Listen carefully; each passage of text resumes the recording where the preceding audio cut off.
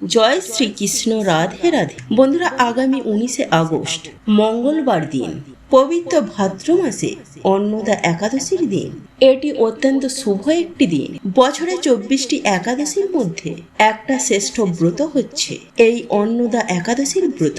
আমাদের সকলেরই ভক্তি ভরে এই অন্নদা একাদশীর ব্রতটি পালন করা উচিত। কিন্তু আপনারা ব্রত করেন কিংবা না করেন, ভুলেও এই শুভ দিনে কিছু খাবার খাওয়া উচিত নয়। এতে নিজের জীবন ও সাংসারিক জীবনে অমঙ্গল আসে। তাই আজকের এই প্রসঙ্গে আমরা সেই প্রসঙ্গে জানার চেষ্টা করব। পাশাপাশি শাস্ত্রে এই অন্নদা একাদশীর ব্রতে বিশেষ মাহাত্ম্য কথা বর্ণনা করা হয়েছে। আমাদের সকলেরই আজকের এই গুরুত্বপূর্ণ তথ্য জানা প্রয়োজন। সকলকে স্বাগত জানাচ্ছি আমাদের এই ধর্মীয় তথ্যমূলক চ্যানেলে। আমরা চেষ্টা করি এইরকমই সনাতন ধর্মে ধর্মীয় তথ্যগুলিকে আপনাদের সাথে উপস্থাপন করতে, শেয়ার করতে। তাই বন্ধুরা, আসুন কিছুক্ষণ সময় একসঙ্গে ধৈর্য ধরে আজকের এই গুরুত্বপূর্ণ তথ্যগুলো জেনে নিই। আশা করি আজকের এই তথ্যগুলি আপনাদেরকে অবশ্যই সমৃদ্ধ করবে এবং ভালো লেগে থাকলে একটি লাইক করে কমেন্টে জয় শ্রী রাধা মাধবের জয় একবার হলো লিখে যাওয়ার অনুরোধ রইল। দেখুন বন্ধুরা, ভগবানের অনেক প্রকারের প্রিয় দিন আছে, যেমন এই অক্ষয় তৃতীয়া, জন্মাষ্টমী। এই দিনগুলি অত্যন্ত শুভ দিন। যে কোনো ধরনের শুভকর্ম এই সমস্ত দিনে করা যায়। তাই বন্ধুরা, এই 4টি দিনের মধ্যে অক্ষয় তৃতীয়ার দিনটি একটি বিশেষ দিন। তো বন্ধুরা, এরকম করে যতগুলো ভগবানের প্রিয় দিন রয়েছে, সব থেকে শ্রেষ্ঠ দিন হচ্ছে কিন্তু এই একাদশী ব্রতের দিন। এর উপরে কোনো শ্রেষ্ঠ দিন নেই। এই জন্য একাদশীকে হরিবাসর বলা হয়। তো বন্ধুরা, বছরে 24টি একাদশী রয়েছে। সেই 24টি একাদশীর মধ্যে একটা শ্রেষ্ঠ ব্রত হচ্ছে এই অন্নদা একাদশীর ব্রত। কেন এই ব্রতটি শ্রেষ্ঠ? এই ব্রত পালন করলে কি ফল লাভ হয়? বলা হয়েছে যারা এই ব্রত পালন করবে তাদের হারানো সম্পদ ফিরে পাবে। মানে অনেক সময় আছে দেখবেন, সংসার আগের দিন ভালো ছিল, ভালো টাকা পয়সা উপার্জন হতো, সবাই মিলে সুখ সমৃদ্ধির মধ্যে বসবাস করত, সংসারে কোনো ঝুট ঝামেলা রোগ ব্যাধির ইন্ধন ছিল না। কিন্তু পরিবেশ ক্রমে ধীরে ধীরে সেই ঋণদানের বোঝা বাড়ছে, সংসারে একটা অশান্তি লেগে রয়েছে, যা শান্তি নেই। এরকমটা যদি হয়, বলা হয়েছে ভগবানের কৃপায় যদি এই অন্নদা একাদশীর ব্রত পালন করে, তাহলে তার সুখ সমৃদ্ধি আসবে। শুধু তাই নয়, তার হারানো সম্পদও ফিরে পায়। এইরকমটাই ভবিষ্যৎ পুরাণে ব্রত মাহাত্ম্যে বলা আছে। বন্ধুরা, আমরা প্রত্যেকেই জানি মঙ্গলবার অন্নদা একাদশী। আর স্বয়ং পরমেশ্বর ভগবান শ্রীকৃষ্ণ বলেন, এই অন্নদা একাদশীর পবিত্র দিনে আপনি যাই খান, অন্তত পক্ষে এই 3টি সবজি ভুলেও খাবেন না। হ্যাঁ বন্ধুরা, আপনারা একেবারে ঠিকই শুনছেন। আপনারা যদি খিদেতে মরেও যান, তবুও অন্নদা একাদশীর দিন ভুলেও খাবেন না এই 3টি সবজি, নতুবা সারা জীবন রোগে ভুগবেন, জ্বলে মরবেন। বন্ধুরা, স্বয়ং ভগবান পরমেশ্বর শ্রীকৃষ্ণ অনুসার এই অন্নদা একাদশীর দিন আপনি যে কর্ম করবেন, যেমন কর্ম করবেন, সেই কর্মের ফল আপনাকে সারা জীবন ভোগ করতে হবে। বন্ধুরা, আপনারা যদি কিছু ভালো কাজ করে থাকেন, তাহলে তা আপনি অখণ্ড অক্ষয় পুণ্য সঞ্চয় করবেন। আর আপনারা যদি অসৎ পথে কুকর্ম করেন, তাহলে সেই পাপের ফল আপনাকে সারা জীবন ভোগ করতে হবে। তাই বন্ধুরা, এই অন্নদা একাদশীর পবিত্র দিনে ভুল করেও খাবেন না এই 3টি সবজি। এর ফলে সংসারে চরম ভয়ঙ্কর দারিদ্রতা নেমে আসবে। তাই বন্ধুরা, আজ আমি আমার এই ভিডিওটির মাধ্যমে আপনাদেরকে সুন্দরভাবে জানিয়ে দেওয়ার চেষ্টা করব যে এই পবিত্র অন্নদা একাদশীর দিন কোন কোন খাবারগুলি খাওয়া একদম অনুচিত এবং কোন খাবারটি খেলে আপনি অখণ্ড সৌভাগ্যের অধিকারী হতে পারবেন। বন্ধুরা, এই প্রসঙ্গে আজ আমি আপনাদেরকে এমন বিশেষ বিশেষ কিছু দিক তুলে ধরব, যেগুলি 99% মানুষের জীবন তছনছ করে থাকে। আর আপনার জীবনে সমস্ত রকম চতুর্দিক থেকে সমস্যা, বিপদ, দুর্ভোগ টেনে নিয়ে আসতে পারে। তাই বন্ধুরা, আজ আমি আপনাদেরকে যে যে খাবারগুলির কথা উল্লেখ করব, আপনি যদি ধর্ম মানেন, আপনার যদি ঈশ্বর বা ভগবানের প্রতি বিশ্বাস রাখেন, তাহলে অতি অবশ্যই অন্নদা একাদশীর দিন এই খাদ্যগুলি খাবেন না। আর যদি আপনার এইসবের প্রতি বিশ্বাস না থেকে থাকে, তাহলে অতি অবশ্যই আপনি সেগুলিকে খাদ্য হিসাবে গ্রহণ করতে পারে। তাই এই প্রসঙ্গে বিস্তারিত জানার আগে আপনাদেরকে বলে রাখি, আপনি যদি আমাদের এই চ্যানেলে নতুন হয়ে থাকেন তাহলে চ্যানেলটি অবশ্যই সাবস্ক্রাইব করে পাশে থাকা নোটিফিকেশন বেলটি অন করে রাখুন, কারণ আমি বিভিন্ন প্রকার তন্ত্র, মন্ত্র, বশীকরণ, টোটকা, বাস্তু টিপস, জ্যোতিষশাস্ত্র, পুজো, আরাধনা এবং ব্ল্যাক ম্যাজিক করা নিয়ে নিত্য নতুন ভিডিও আপলোড করে থাকি, যা প্রয়োগ করার মাধ্যমে আপনার জীবনে থাকা সকল প্রকার সমস্যার সমাধান হয়ে যাবে। চলুন এইবার মূল আলোচনায় প্রবেশ করা যাক। তবে মূল আলোচনায় প্রবেশ করার আগে আপনারা যদি স্বয়ং ভগবান পরমেশ্বর শ্রীকৃষ্ণের আশীর্বাদ, কৃপা দৃষ্টি লাভ করতে চান, যদি শ্রী হরিকে ভালোবেসে থাকেন, তাহলে জয় শ্রীকৃষ্ণ, রাধে রাধে লিখে কমেন্ট অবশ্যই করবেন। বন্ধুরা, আপনারা প্রত্যেকেই জানি যে অন্নদা একাদশী আমাদের জীবনের জন্য কতটা গুরুত্বপূর্ণ। বন্ধুরা, আপনারা এটাও জানি যে এই অন্নদা একাদশী তিথির কি মাহাত্ম্য। তাই বন্ধুরা, এই পবিত্র ভাদ্র মাসে এই অন্নদা একাদশী আমাদের প্রত্যেকটি মানুষের জন্য অত্যন্তই গুরুত্বপূর্ণ, কারণ আপনাদের প্রত্যেকের জীবনে এই পবিত্র অন্নদা একাদশী যথেষ্ট প্রভাব রয়েছে। কারণ বন্ধুরা, আমি আপনাদেরকে আগেই বলেছি যে আজকের করা কর্মফল আমাদেরকে সারা জীবন ভোগ করতে হবে। এইবার আপনি নিজেই সিদ্ধান্ত নিন যে আপনি এই পবিত্র দিনটি কিভাবে কাটাবেন। আর এই পবিত্র অন্নদা একাদশীর দিনটি হলো আমাদের সুখ, শান্তি ও দুঃখ কষ্টের প্রধান চাবিকাঠি। তাই আজ আমরা সবার প্রথমে জেনে নেব যে এই অন্নদা একাদশী তিথি কখন পড়ছে এবং কখন শেষ হচ্ছে। বন্ধুরা, এই অন্নদা একাদশী বা ওজা একাদশী নামে পরিচিত ভাদ্র মাসে কৃষ্ণপক্ষের একাদশী তিথিতে পালিত হয়। 2025 সালে এই অন্নদা বা ওজা একাদশী পালিত হচ্ছে 19 আগস্ট মঙ্গলবার। এই দিন উপবাস ও ভগবান বিষ্ণুর পুজো করা হয়। আর অন্নদা একাদশীর সঠিক সময়সূচি হল 1 ভাদ্র, ইংরেজি 18 আগস্ট, সোমবার দিন বিকেল 5টা 24 থেকে পরের দিন অর্থাৎ 2 ভাদ্র, 29 আগস্ট, মঙ্গলবার দিন দুপুর 3:33 পর্যন্ত।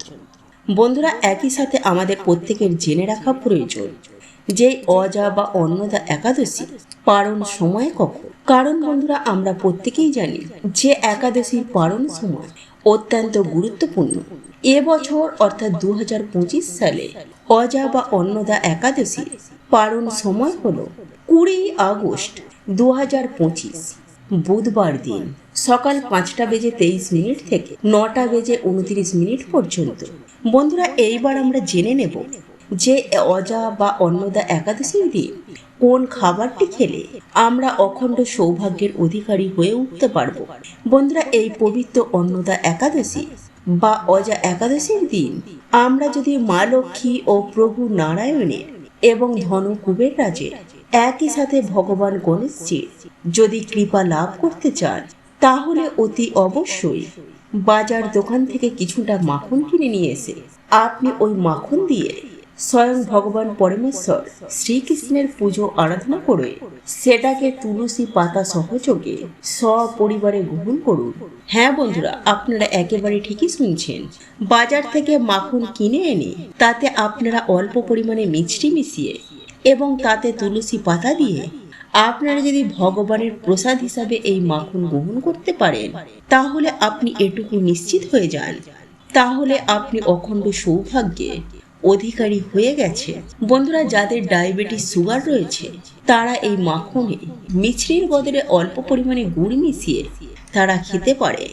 বন্ধুরা, হিন্দু শাস্ত্র মতে এই দিন যে ব্যক্তি মাখন খান, সেই ব্যক্তির ওপর স্বয়ং ভগবান পরমেশ্বর শ্রীকৃষ্ণের ও মাতা লক্ষ্মীর তথা ধনকুবের এবং গণেশজির আশীর্বাদ বর্ষিত হয় এবং 2 হাত ভরে সেই ব্যক্তিকে অখণ্ড সৌভাগ্যের অধিকারী হবার আশীর্বাদ প্রদান করে থাকেন। বন্ধুরা, এই জন্মাষ্টমীর পরেই এই অজা বা অন্নদা একাদশীর দিন আপনারা অবশ্যই এই মিছরি ও তুলসী পাতা মিশিয়ে আপনারা এই অন্নদা একাদশীর দিন খাবেন। এর ফলে আপনারা অখণ্ড সৌভাগ্যের অধিকারী হয়ে উঠবেন যে ব্যক্তি এই অন্নদা বা অজা একাদশীর দিন সেই ব্যক্তির সমগ্র জীবনে তুলসী পাতা মিশিয়ে মাখন সেবন করেন, সেই ব্যক্তির সমগ্র জীবনে তথা সেই ব্যক্তির পরিবারে সমগ্র বছর ধনধান্যে তথা ধন সম্পত্তির বৃষ্টি হয়ে থাকে, তথা সেই পরিবারে আর্থিক দিক থেকে কোনরূপ সমস্যা আর কখনোই আসে না এবং সারাটা বছর সুস্থ ও নীরব থাকতে সক্ষম হন। যাই হোক বন্ধুরা, এইবার আমি আপনাদেরকে জানিয়ে রাখি যে এই অন্নদা বা অজা একাদশীর পবিত্র দিনে কোন কোন খাবারগুলি খাওয়া একেবারে অনুচিত, বিশেষ করে কোন খাবারগুলি খেলে জীবনে একেবারে অধঃপতন নেমে আসবে এবং সারাটা বছর রোগে ভুগবেন, ঝলে মরবেন। বন্ধুরা, পবিত্র জন্মাষ্টমীর পর এই অজা বা অন্নদা একাদশীর দিন অনেকেই এইসব খাবারগুলি খেয়ে থাকেন, কিন্তু তাদের ক্ষেত্রে দেখা যায় কম বেশি সমস্যা হয় তারা জেনে অথবা না জেনে এই সব দিনগুলিতে অর্থাৎ এই রকম পবিত্র একাদশীর দিনে বিভিন্ন প্রকারের আহার গ্রহণ করে থাকে, যার ফলে তাদের জীবনে সমস্যা কিন্তু প্রতিদিন দিন দিন তিলে তিলে বাড়তে থাকে। তাই তারা অক্লান্ত কঠোর পরিশ্রম করার পরেও কখনো আর্থিক দিক থেকে আয় উন্নতি করতে পারে না। তাদের সংসারে সদা সর্বদা অভাব, অনটন, দারিদ্রতা লেগেই থাকে। তাই কোনোভাবে এই পবিত্র অন্নদা বা অজা একাদশীর দিন আমার বক্তব্য অনুযায়ী আপনারা এই খাবারগুলি গ্রহণ করবেন না, অর্থাৎ এই খাবারগুলি খাবেন না। তবে এই দিন আপনারা নিরামিষ আহার গ্রহণ করতে পারেন। তবে বন্ধুরা, এমন কিছু কিছু জিনিস আছে যে জিনিসগুলি আপনারা কখনোই করবেন না। বন্ধুরা, নিরামিষ আহার গ্রহণ করলেও সেই জিনিসগুলি কিন্তু একেবারেই গ্রহণ করা যাবে না। তাই বন্ধুরা, আজ আমি আপনাদেরকে প্রথমেই যে খাবারটি খাবার কথা বলবো তা হলো আমিষ আহারের মধ্যে মাছ, মাংস, ডিম, পেঁয়াজ, রসুন ইত্যাদি। হ্যাঁ বন্ধুরা, আপনারা একেবারে ঠিকই শুনেছেন। আপনারা এই একাদশীর দিন মাছ, মাংস, ডিম, পেঁয়াজ একেবারে ভুল করেও মুখে তুলবেন না। বন্ধুরা, এগুলি একাদশীর দিন খাদ্য হিসেবে গ্রহণ করলে আপনার জীবন একেবারে তছনছ হয়ে যেতে বেশি সময় লাগবে না। শুধু তাই নয় বন্ধুরা, এই খাদ্যগুলি খাবার ফলে আপনাকে পশুজনিতে জন্মগ্রহণ করতে হবে। তাই অতি অবশ্যই যত্ন সহকারে এই পবিত্র অন্নদা বা অজা একাদশীর দিন এই দিনটি পালন করুন। বন্ধুরা, এরপর বলবো আপনারা পোড়া জাতীয় কোনো প্রকারের পোড়া খাবার একাদশীর দিন ভুল করেও গ্রহণ করবেন না।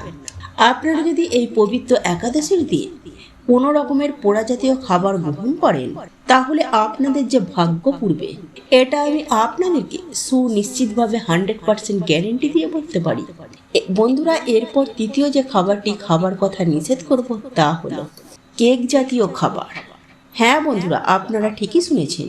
কারণ বন্ধুরা, আপনারা প্রত্যেকেই জানি যে কেকের মধ্যে ডিমের ব্যবহার করা হয়ে থাকে। তাই আপনি যদি এই দিন কেক জাতীয় কোনো খাবার গ্রহণ করেন তাহলে আপনার এই পবিত্র একাদশীর দিনটি সুষ্ঠুভাবে স্বাস্থ্যের বিধি বিধান অনুসারে পালন করা হবে না, যার ফলে আপনার জীবনে চতুর্দিক থেকে জ্বালা, যন্ত্রণা, বিপদ আপদ, রোগ ব্যাধি চতুর্দিক থেকে ঘিরে ধরবে। তাই বন্ধুরা, আপনারা ভুল করেও ডিম ব্যবহার করা কেক আপনারা গ্রহণ করবেন না। বন্ধুরা, এরপর আমি যে বিষয়টির কথা বলবো তা হলো এই একাদশীর দিন পঞ্চ রবি শস্য। হ্যাঁ বন্ধুরা, আপনারা একেবারে ঠিকই শুনছেন। এরপর আমি আপনাদেরকে যে খাবারটির কথা বলবো তা হলো পঞ্চ রবি শস্য। এই দিন ভুল করেও খাবেন না। হ্যাঁ বন্ধুরা, আপনারা একেবারে ঠিকই শুনছেন। এই অন্নদা বা অজা একাদশী চলাকালীন পঞ্চ রবি শস্য ভুলেও মুখে তুলবেন না। এছাড়া চাল বা চাল জাতীয় কোনো খাদ্য আপনারা ভুলেও মুখে তুলবেন না। বন্ধুরা, এই অন্নদা একাদশীর দিন ভুল করেও অন্ন মুখে তুলবেন না। শুধু তাই না বন্ধুরা, একই সঙ্গে চিড়ে, মুরগি, খই এই জাতীয় খাবারগুলি আপনারা ভুলেও মুখে তুলবেন না। সেই সঙ্গে সবজির মধ্যে সজনে ডাঁটা, তরুলি, বেগুন, মুসুরির ডাল আপনারা এই দিন ভুলেও খাবেন না। বন্ধুরা, আপনাদের পক্ষে যদি সম্ভব হয় তাহলে আপনারা এই একাদশীর ব্রতটি ফল মূল খেয়ে আপনারা এই একাদশীর ব্রতটি পালন করুন। দেখবেন স্বয়ং ভগবান পরমেশ্বর শ্রীকৃষ্ণের কৃপায় আপনার জীবন ধন্য হয়ে যাবে। তো এই ছিল আমাদের আজকের ভিডিওটি কেমন লাগলো তা কমেন্ট করে অবশ্যই নিজের মতামত জানাবেন। ভালো লেগে থাকলে অবশ্যই একটি লাইক করবেন।